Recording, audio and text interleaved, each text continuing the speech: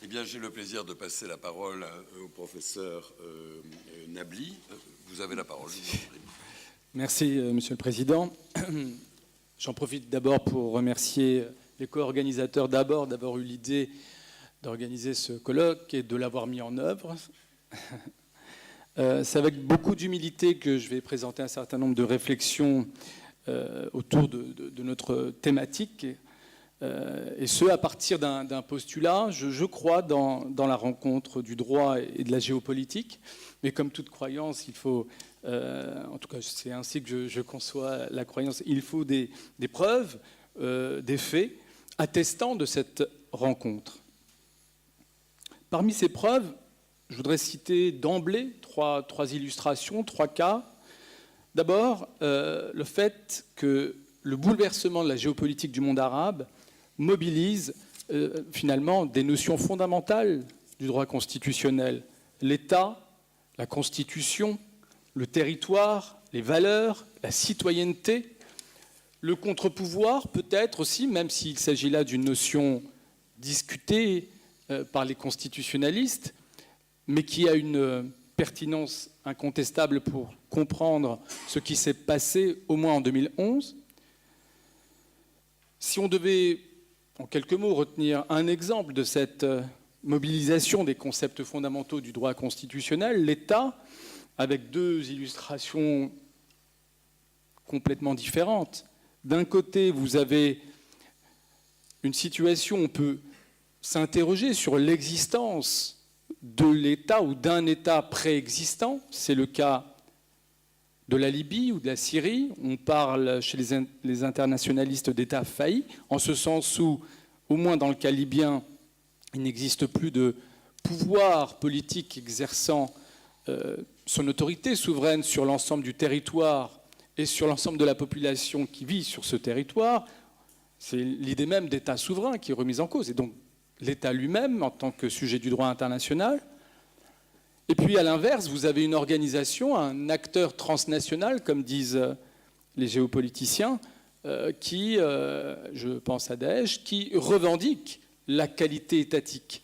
Et là, les juristes également sont bien placés pour contester, pour le coup, cette ambition, en ce sens où, bien qu'exerçant ou développant un certain nombre de ce qu'on pourrait appeler, entre guillemets naturellement, des missions de service public, via le développement d'un tissu administratif et de fonctionnaires, d'agents publics en tous les cas, malgré cela, il y a quelques points qui font tiquer les juristes, notamment le fait que pour exister en tant que sujet du droit international, il faut être reconnu par ses pairs. C'est la question de la reconnaissance internationale et ce qui renvoie aussi par ricochet au phénomène ou au fait que Daesh, bien que contrôlant un territoire, n'a pas de frontières fixes et reconnue comme telle par ses voisins. Bref, la question étatique, là aussi, est mobilisée de manière pleine et entière. Deuxième illustration, toujours suivant cette idée, suivant laquelle le droit constitutionnel est saisi par la géopolitique, j'inverse le sens, mais l'idée est à peu près la même. Je vais prendre cette fois-ci, pour montrer que le droit constitutionnel est saisi par la géopolitique, ce qui s'est passé en France, les attaques terroristes du 13 novembre, commis encore une fois par des individus se revendiquant d'une organisation transnationale qui a pensé l'opération sur un territoire étranger, donc échappant au contrôle et à l'autorité de l'État français. Mais celui-ci a été agressé sur son propre territoire et se trouve dans une situation de légitime défense, ce qu'il revendique. Et cette légitime défense se traduit notamment par l'adoption d'une série de décisions, certes, des décisions politiques, mais aussi des actes juridiques. Un certain nombre de décisions politiques qui se traduisent juridiquement. Alors on le sait, parmi ces réactions qui se traduisent par des actes juridiques, vous avez notamment la décision de déclarer l'état d'urgence, naturellement. Et puis, sur le plan plus constitutionnel, cette situation exceptionnelle a posé d'emblée la question de la répartition des compétences dans une telle situation, peut-être qualifiée de guerre, au regard de la Constitution. Qui fait quoi? Qui est habilité à déclarer finalement une guerre qui elle-même est contestable du point de vue de sa qualification. Il y a une discussion parmi les juristes sur l'existence ou pas d'une guerre, ce qui renvoie encore une fois à la qualification de l'entité ennemie ou perçue comme telle. S'agit-il d'un État? Car là encore, pour pouvoir opérer et agir légitimement sur le territoire syrien et au nom de la légitime défense, l'article 51 de la Charte des Nations Unies, précisément, nous pose problème à l'État français à cause de, du moins théoriquement, à cause de la nature ambiguë, hybride de l'organisation Daesh. Enfin, toujours sur le plan constitutionnel, dans le registre de ces réactions politiques qui sont traduites ou qui ont l'ambition de se traduire juridiquement, le chef de l'État, mu à la fois en tant que chef de guerre, mais aussi en tant que détenteur d'une part du pouvoir constituant, a annoncé sa volonté d'apporter un certain nombre de révisions constitutionnelles. Autrement dit, un fait qui relève de la géopolitique, même s'il a porté qui s'est traduit sur le territoire français, va ou pourrait aboutir à un changement de notre propre ordre constitutionnel et pourrait même aboutir à une vraie réflexion sur la citoyenneté en droit français, puisque nous annonçons l'idée de la déchéance de la nationalité ferait partie du projet gouvernemental. Enfin, troisième exemple de cette rencontre entre la géopolitique du monde arabe finalement et droit constitutionnel. Au sein de l'Assemblée nationale constituante, qui a été élue en Tunisie après le soulèvement populaire de décembre 2010, début 2011, vous avez donc une assemblée démocratiquement élue et qui a notamment débattu d'une question qui peut paraître totalement saugrenue pour un constitutionnaliste un peu formaliste, en ce sens où celle-ci a débattu de la question de savoir quel devait être le positionnement de l'État par rapport au conflit israélo-palestinien, et notamment de savoir s'il fallait proscrire toute normalisation des relations avec l'État hébreu. Là, on a une illustration assez parfaite de la rencontre, voire du choc entre des problématiques de géopolitique et un questionnement constitutionnel qui s'est posé au pouvoir constituant lui-même. C'est assez remarquable pour être souligné, même si ce n'est pas unique dans son genre. Il suffit de renvoyer notamment à l'Assemblée, aux débats qui ont saisi l'Assemblée constituante en durant la Révolution française. Il n'empêche, lorsque dans le préambule de la Constitution tunisienne adoptée en 2014, il est énoncé, où il est posé le soutien des mouvements de libération justes comme le mouvement de libération palestinien. Une telle énonciation pose notamment la question de savoir quelle est sa portée juridique contraignante. Est-ce que cela signifie finalement que l'État tunisien se voit interdit de reconnaître l'État israélien? Est-ce que, autrement dit, il y a un encadrement constitutionnel d'un pouvoir constitutionnel reconnu à l'autorité habilitée par la Constitution pour un acte à la fois interne et international qui est l'acte de reconnaissance? Est-ce que cela signifie aussi que l'ambassadeur de Tunisie qui siège aux Nations Unies devra soutenir de manière générale et absolue, et donc systématiquement, toute initiative de l'autorité palestinienne? Voilà.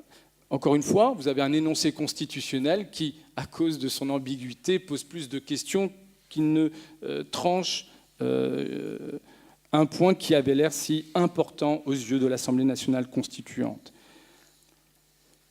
À travers ces trois points, non seulement il y a une dimension juridique et constitutionnelle de l'onde de choc que constituent finalement ces soulèvements populaires, mais plus généralement, ces soulèvements et leurs implications aux conséquences constitutionnelles ont en plus révélé la profondeur d'une question identitaire qui a encore une fois, ou qui nous permet d'illustrer la rencontre entre la géopolitique et le droit constitutionnel. D'abord, l'onde de choc juridique et constitutionnelle.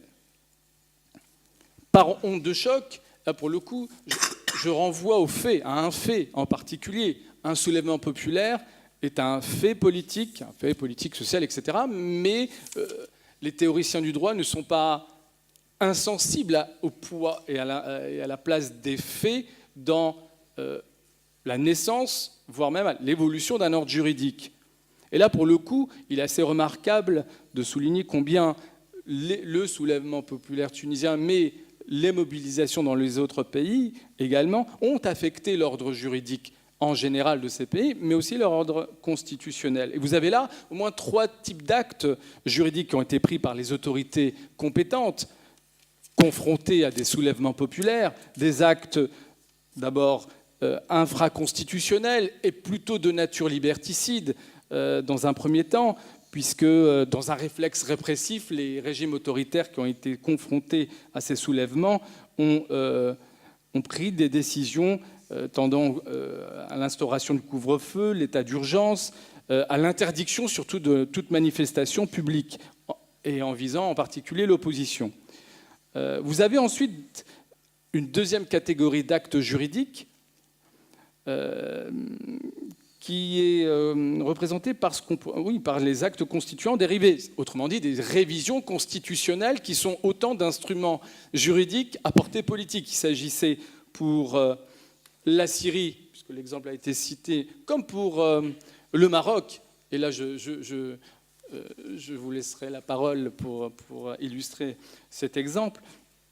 Le pouvoir constituant dérivé est intervenu pour procéder à un geste d'ouverture, à la fois au niveau du statut des gouvernants, mais aussi au niveau du statut des gouvernés, dans un contexte précisément de contestation du pouvoir en tant que tel. Enfin, troisième catégorie d'actes juridiques, adoptés à la suite des mobilisations populaires, des actes constituants originaires, c'est-à-dire une nouvelle constitution, un acte juridique de souveraineté, de rupture, à la hauteur, d'une certaine manière, de l'intensité des soulèvements.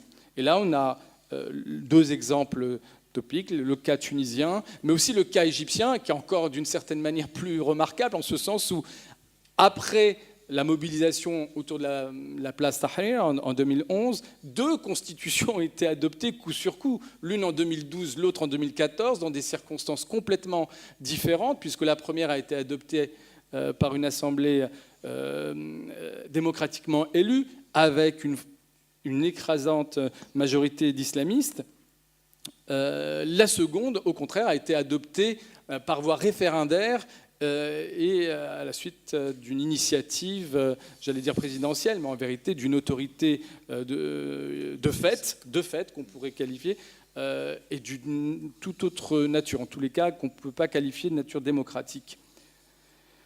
Il me reste combien de temps ? 3 petites minutes. 3 petites minutes, très bien, je vous remercie. Très bien, 3 petites minutes pour souligner 2 choses. Premièrement, dans le cas tunisien, puisqu'on parle beaucoup de cet exemple comme constitutif d'un soit modèle, soit d'une exception, on pourra discuter la chose par la suite. 2 traits remarquables. Premièrement, la Constitution a effectivement été adoptée par une assemblée élue démocratiquement, mais avec pour principale composante politique une force islamiste. Ennahda, pour ne pas la citer, ce qui n'est pas sans intérêt au regard du contexte de ces soulèvements, de leurs implications, mais aussi des réflexions parmi les constitutionnalistes sur le caractère conciliable ou non entre l'islamisme politique, je ne parle pas du djihadisme naturellement, l'islamisme politique d'un côté et la démocratie de l'autre. Et là, je fais plutôt référence au cas turc.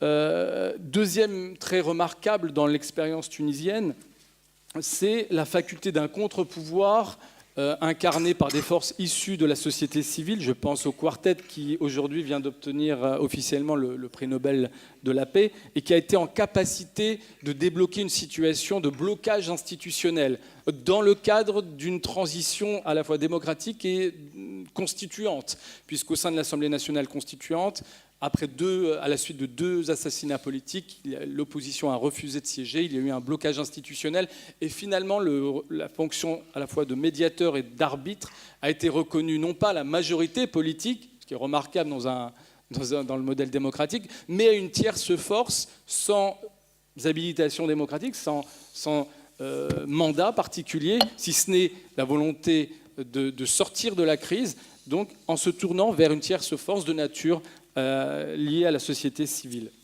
Donc, élément aussi extrêmement intéressant pour tout constitutionnaliste qui pense l'évolution du constitutionnalisme lui-même.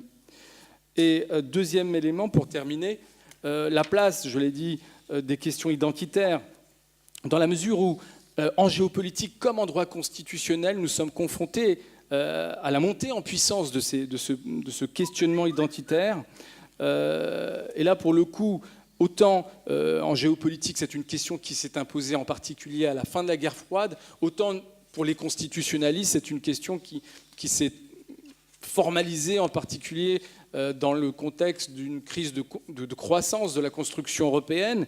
Et là, pour le coup, la séquence historique du soulèvement des peuples arabes vient conforter aussi le fait que géopolitique, constitution et identité se rejoignent. Et pour ce qui est de l'identité et du droit constitutionnel, là, je me réfère naturellement aux travaux du professeur Pontoro sur le fait que la Constitution soit porteuse, j'allais dire traditionnellement, mais peut-être même par essence, des traits, voire des symboles identitaires, dans sa fonction à la fois d'intégration et d'adhésion. Et là, on a retrouvé cette dimension-là dans la réflexion et des constituants en Tunisie, mais aussi en Égypte, sans que cela n'ait été véritablement nouveau. C'est une question qui a saisi également ces États au moment de leur indépendance. Je vous remercie.